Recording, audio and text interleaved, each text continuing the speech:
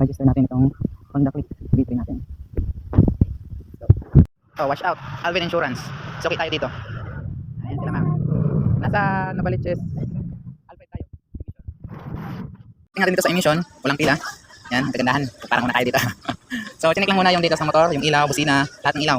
Kaliwa kanan, na signal light, headlight, high beam, tapos yung brake light. Tapos, punta na tayo sa window 1. Yan, naka-aircon yan dyan, waiting area. Minsan ang daming nakapila dito, pero ngayon walang mga nakapila ng motor. Okay, 560. So, pagkabili natin ng RCR, nagbayad ng 560. Saka binigyan tayo nitong part nila. Okay? Ito namang nakadikit na MC23 ay ilalagay natin sa side mirror para malaman ng mag-emission or kung sino tatawagin nila. Okay? Kapitan natin. Ilagay na natin guys, MC23. So, pasok tayo sa waiting area.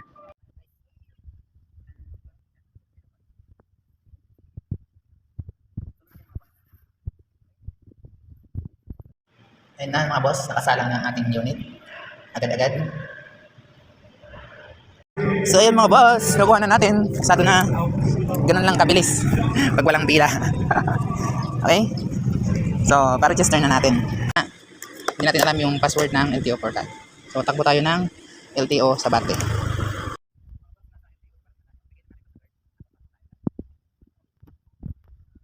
So, ayun mga boss. Yan yung nilagay ng card. Tapos window 12 daw tayo.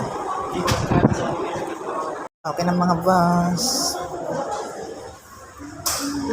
273 lang yung binayaran natin.